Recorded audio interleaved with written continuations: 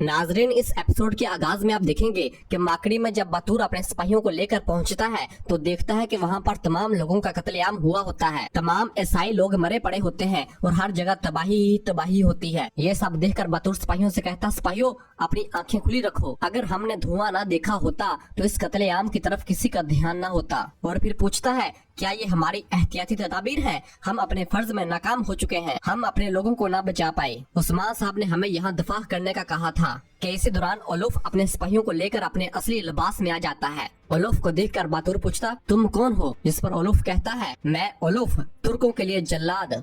ये सुनकर बातूर कहता है, सिपाहियों हम मरे तो शहीद, जिंदा बचे तो गाजी होंगे। और तमाम सिपाही अल्लाह अकबर का नारा बुलंद करके ओलुफ और उसके सिपाहियों पर हमलावर हो जाते हैं और इस तरह दोनों के दरमियान एक बड़ी लड़ाई का आगाज होता है। बाइंदर का आदमी भी चुपके से ये सब कुछ देख रहा होता है। ओलुफ और उसके सिपाही बातूर के सिपाहियों को बेदर्दी के साथ मार रहे होते हैं और एक एक करके शहीद कर रहे होते हैं। और दूसरी जानब जंगल में दान अपने सिपाहियों के हमरा उरहान के लिए घात लगाए बैठा होता है और कहता है, नन्ना उरहान, खुश फहमी में रहो कि तुम शिकारी हो। और फिर उसका सिपाही पूछता, क्या हम हमला करें? जिस पर दान कहता है, नहीं, अभी इंतजार करो, शिकार से पहले वो हमारा शिकार हो जाएगा। और फिर पूछता है, क्या घोड़ों के पास सब सिपाही मार चुके? जिस पर उसका सिपाही कहता, सब मार चुके। और उधर उस्मान साहब और बाकी तमाम सिपाही उरहान के लिए खाना लेकर कराजा हिसार की जानब आ रहे होते हैं। और फिर इधर जंगल में उरहान जब शिकार कर रहा होता है तो उसके सामने एक परिंदा नजर आता है तो अपना तीर उस परिंदे को मारता है जो कि सीधा उस परिंदे को जाकर लगता है। ये देखकर बाईसंगुर खुश होता है, कहता है, हाय माशाल्लाह, और शिकार उठाने के लिए आगे बढ़ता है। और जैसे ही वो परिंदा उठाकर वापस आने लगता है तो एक तीर उससे आकर लगता है। और फिर दान और कांता कोजिनोस के सिपाही अपने तीरों की बरसात काई सिपाहियों पर कर देते हैं। बाईसंगुर बुरी तरह जख्मी हो जाता है और तमाम काई सिपाही भी तीर लगने की वजह से जख्मी हो जाते हैं। उरहान अपना भरपूर दफा करता है और अपने तीर उन पर बरसाता है। बाईसंगुर कहता है, हुजूर चलो हम यहाँ से चलते हैं, मैं आपको बहिफाजत निकाल लूंगा। जिस पर उरहान कहता है, मैं अपने सिपाहियों को अकेला नहीं छोड़ूंगा बाईसंगुर। और फिर उरहान और तमाम काई सिपाही दान और उसके सिपाहियों के ऊपर हमलावर हो जाते हैं और सब एक दूसरे के साथ लड़ने लग जाते हैं और उनके दरमियान थोड़ी देर लड़ाई जारी रहती है। बाईसंगुर भी भरपूर तरीके से लड़ रहा होता है लेकिन जख्मी होने की वजह से वो ज्यादा दिफा नहीं कर पा रहा होता। और फिर दान उरहान की जानब बढ़ता है और कहता है, मैं तुम्हें लेने आया हूँ नन्हे सरदार। जिस पर उरहान कहता, जो मुझे मारने की कोशिश करेगा वो मरेगा। और फिर दान उरहान पर हमलावर होता है। उरहान और दान के दरमियान थोड़ी देर लड़ाई होती है तो उरहान की तलवार जमीन पर गिर जाती है और बाईसंगुर भी बहुत बुरी तरह जख्मी हो चुका होता है। और फिर दान अपना मुक्का उरहान को मारता है तो उरहान जमीन पर गिर जाता है। बाईसंगुर उरहान को बचाने के लिए आगे बढ़ता है लेकिन शदीद जख्मी होने की वजह से उसे बचा नहीं पाता। और फिर दान अपनी तलवार लहराता है और उरहान की गर्दन के पास जमीन में गाड़ देता है और कहता है, मैं तुम्हें मारूंगा लेकिन आहिस्ता आहिस्ता, मैं तुम्हें टुकड़े टुकड़े कर दूंगा, तुम्हें मजार भी नसीब नहीं होगा। उस्मान तुम्हारे टुकड़े मुझसे भीख मांगेगा।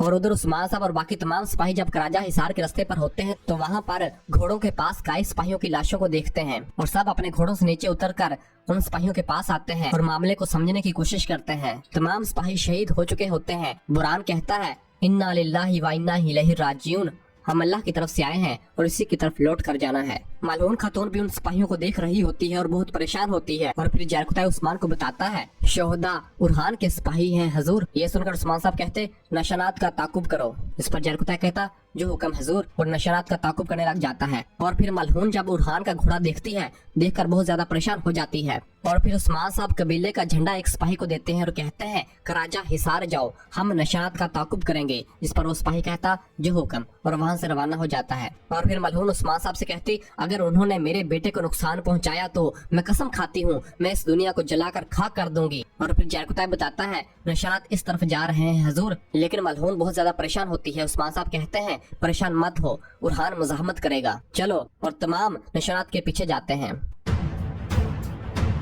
और फिर इधर येनी शहर में कुछ लोग सामान लेकर शहर दाखिल होते हैं तो सिपाही उनको कहते हैं, चलो हमें अपना सामान दिखाओ। कितने में ही फ्रिग गाड़ी से बाहर निकलती है और कहती है, आप इनको नहीं खोल सकते। जिस पर सिपाही कहता, देखने से पहले मैं आपको अंदर नहीं जाने दे सकता। इस दौरान बाला खतून भी वहाँ पर आ जाती है और आकर कहती है, सिपाहियों क्या मामला है? जिस पर वो सिपाही कहता, ये हमें सामान देखने नहीं दे रही। जिस पर बाला सिपाहियों से कहती, चलो संदूक खोलो। और सिपाही सामान की तलाशी लेना शुरू कर देते हैं। और फिर फ्रिग कहती है, रुको, ये उस्मान साहब के लिए तोहफे हैं। मेरे भाई लियो ने मुझे इन्हें लाने के लिए कहा। और फिर पूछती है, तुम कौन हो? तुम्हारी हिम्मत कैसे हुई ये करने की?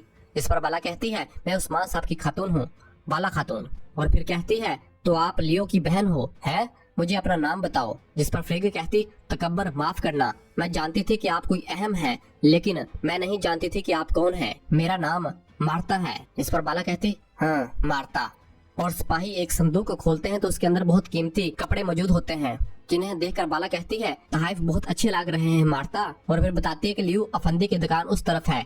कितने में ही लियो भी बाहर आ जाता है और फ्रिग के पास आकर कहता है मार्ता, और उससे मिलता है और कहता है, तुमने बाला खातून से मुलाकात की? और फिर बाला कहती है, तहाइफ के लिए शुक्रिया मार्ता, लेकिन और एक सोने की गुथली उसे देती है और कहती है, लियो आपको बताना भूल गया, उस्मान साहब ताजरों से तहाइफ वसूल नहीं करते, वो इनके लिए अदायगी करते हैं। और वो सोने की गुथली उसे देती है। जिस पर फ्रिग जानी मार्ता कहती, अगर ऐसी बात है तो ठीक है बाला खातून। और फिर बाला कहती, ठीक है फिर, खुश आमदीद। और बाला खातून वहाँ से रवाना हो जाती है तो पीछे से फ्रिग कहती है, उस्मान की प्यारी, तुम अभी मार्ता से मिली हो, लेकिन जब तुम मरोगी तो तुम फ्रिग से मिलोगी।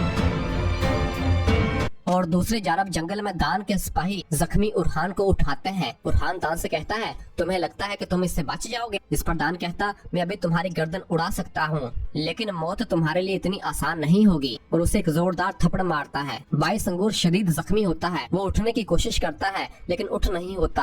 और फिर दान उरहान को पकड़कर कहता है, नन्हे उरहान, तुम पहले ही मर चुके हो और मैं वो शैतान हूँ तो तुम्हें आधा कर देगा। और फिर उरहान का बाजू पकड़ता है और एक एक करके उसकी उंगलियां तोड़ने लग जाता है और उसे शदीद तकलीफ में मुब्तला करता है। और फिर उसका हाथ लकड़ी के ऊपर रखता है और अपना कुल्हाड़ा उठा लेता है। और जैसे ही कुल्हाड़े से उरहान का हाथ काटने लगता है तो एक तीर उसके सिपाही को आकर लगता है, जो कि उस्मान साहब ने चलाया होता है। उस्मान साहब कहते हैं, इसका बाप आ गया है, मुझसे बात करो। जिस पर दान कहता, वैसे भी इसके बाद तुम्हारी बारी थी, लेकिन अब तुम्हारी पहले होगी। और फिर उस्मान साहब, मलहून खातून और बाकी तमाम सिपाही दान और उसके सिपाहियों पर हमलावर हो जाते हैं और उनके साथ लड़ने लग जाते हैं। और उनके दरमियान थोड़ी देर लड़ाई जारी रहती है। उस्मान साहब के सिपाही बहुत जल्द दान के सिपाहियों को जहन्नम वासिल कर देते हैं।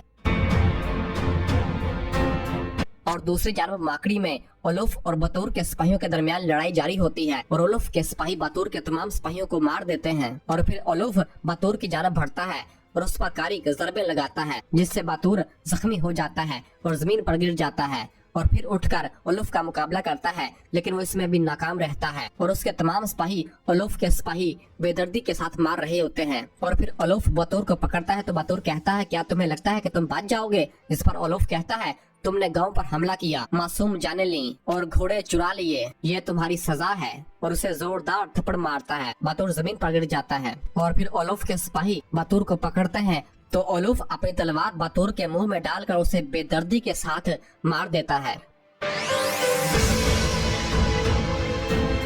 बतूर और उसके तमाम सिपाहियों की लाशों को एक जगह पर इकट्ठा कर दिया गया होता है और उसके ऊपर बतूर की लाश को रखा गया होता है, जिसके मुंह में तलवार घुसाई गई होती है। इसी दौरान ओलुफ का सिपाही ओलुफ के पास आता है और आकर बताता है कि तुर्क आ रहे हैं। इस पर ओलुफ कहता, मैं उनका इंतजार कर रहा था, इन्हें आना चाहिए और देखें कि उन्होंने क्या कत्लेआम किया।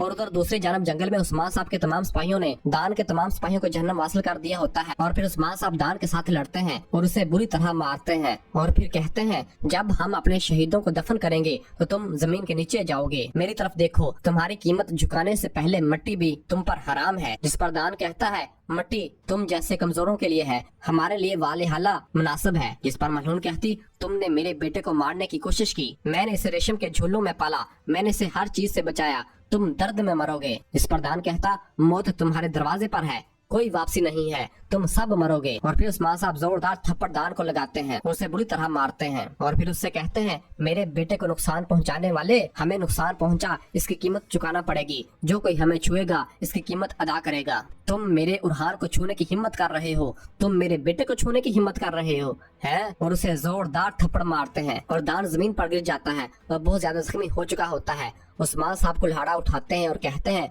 तो तुमने मेरे बेटे की उंगलियां तोड़ दी हैं और मैं अब तुम्हारी उंगलियां काटूंगा। तुम ना तलवार पकड़ सकोगे और ना किसी बेगुनाह को हाथ लगा सकोगे। और फिर कहते हैं, मेरे बेटे की टूटी हुई हड्डियां तो ठीक हो सकती हैं, लेकिन कट जाने वालों का क्या होगा। और फिर उस्मान साहब उस कुल्हाड़े के जरिए उसकी तमाम उंगलियां काट देते हैं और दान दर्द से कराहता है, जिसे देखकर मलहून खातून को सुकून मिलता है। उस्मान साहब कहते हैं, चीखो और ज्यादा चीखो, मेरी जमीनों में सिर्फ मासूम लोगों की ही आवाज सुनाई देती है। तुम जैसे कमीनों की आवाज कोई नहीं सुनेगा। तुम जितना चाहो चीख सकते हो। और दान दर्द की वजह से मुसलसल चीख रहा होता है। उस्मान साहब कहते हैं, एक भी शख्स तुम्हारी बात नहीं सुनेगा।